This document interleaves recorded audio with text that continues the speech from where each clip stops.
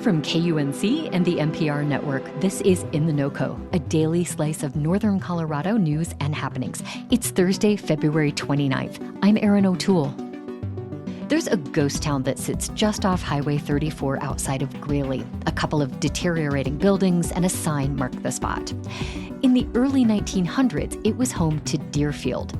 The thriving agricultural community founded by O.T. Jackson was Colorado's largest Black homesteading site.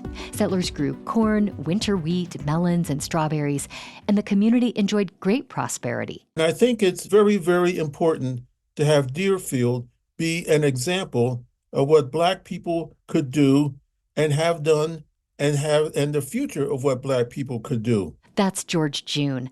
The University of Northern Colorado professor has studied Dearfield for several decades. We wanted to hear from him as the National Park Service is studying Dearfield for potential inclusion in the park system. Professor George June, welcome to In the NOCO. Thank you very much. I appreciate the opportunity to talk with you. Well, you're one of the main reasons many of us even know about Dearfield. I'm wondering what sparked your interest in this unique, historically Black community. I found out about Dearfield by accident. I came from Michigan, and I had to get my car registered and everything like that. And I went to an office in Denver to do that.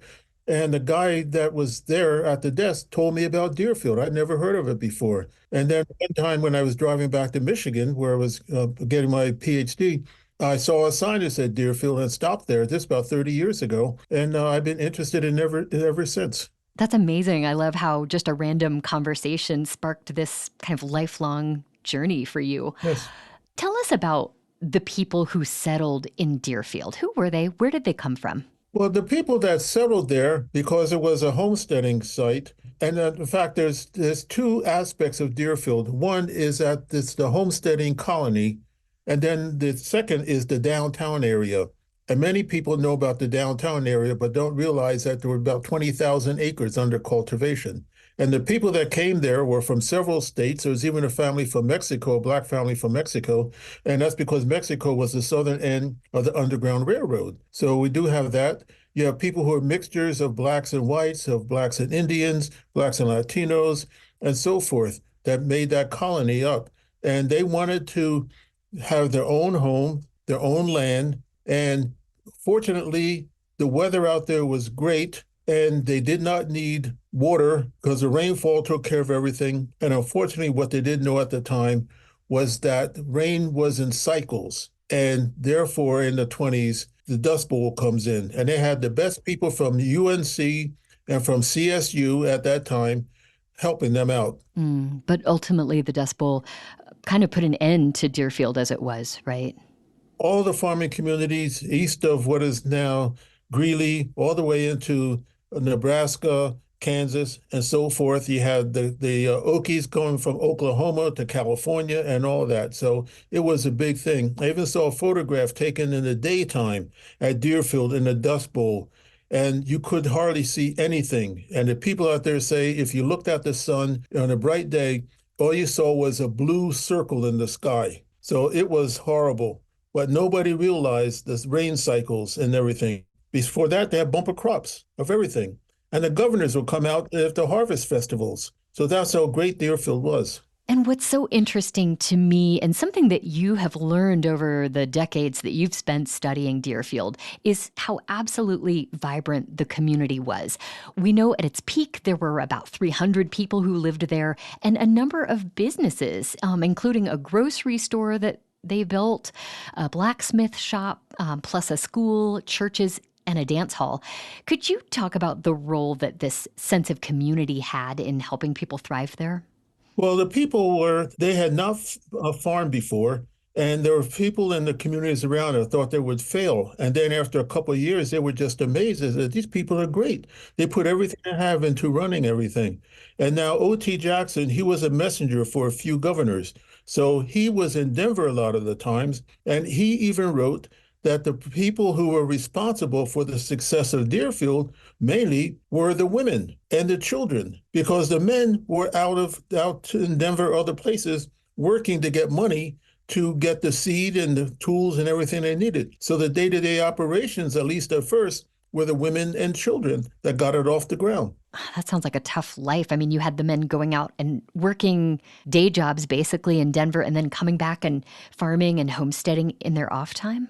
It was a lot of hard work. But after a couple of years, though, the men did not have to leave the work because the farming was fantastic. They were able to have bumper crops of everything. And they also had the animals, the chickens, the geese, the horses, the cattle, and everything like that they had out there as well. So it was a big, successful community until the Dust Bowl came in. Right.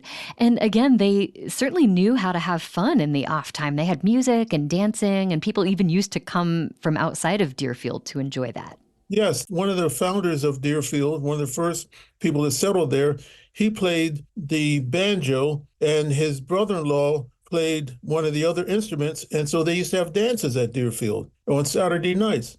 Now, the thing about that is that white people in the community would come to the dances, and they would be on the same dance floor together. Meanwhile, in Denver, you have the rise of the Ku Klux Klan. One of the largest claverns, is called, in the country was in Denver. But at Dearfield, you have black people and white people on the same dance floor dancing and also helping each other. They would loan each other equipment and so forth. One of the first wheat, the harvesters, was owned by a black farmer in Dearfield. And he would loan it not only to people at Dearfield, but to his white neighbors. I also talked to a Mexican-American guy who's dead now. He was 90s when I talked to him several years ago. Some of his family intermarried with some of the people in Dearfield and the sister community of Chapelton. So again, you have the rise and separation of the Klan in Denver, and you have people intermixing and so forth out at Dearfield. Dearfield had a softball team that played against the white softball teams in the area. So all these things are going on, and you have to take care of each other, because in a farming thing, you never want to get your neighbors mad because you never know when you're going to have to borrow something. George, what do you think studying this community of the past can best teach us about the present? I think it shows that in spite of some of the stereotypes that some people, not all people, but some people have about African Americans being lazy, don't want to work, we could see at that particular time how fantastically hard that they worked. And it was written up in newspapers. There's even some comments from the white farmers in the area who were just amazed at how hard that they worked. They built their own school. They had their churches. They had everything. There's even reports from the sheriff's department that said they were just really amazed that there's hardly any crime in Dearfield. And these are the kinds of things that, if given the opportunity, people will help themselves and will expand. And that's one of the main things that happened at Dearfield. Yeah, such a great example of self-reliance and resilience. Yes. Well, Professor George June, thank you so much for talking with me today. I really appreciate it. Well, thank you for asking me, and keep an eye out on Dearfield. And perhaps if you haven't gone out there, you may be able to go out there at some time when it becomes part of the National Park Service. And if you want to learn more about Dearfield, check out our show notes for some links or head to kunc.org. That's it for us today here on In the NOCO. Robin Vincent is our executive producer. I'm your host, Erin O'Toole. We'll see you tomorrow with more of what's happening in Northern Colorado.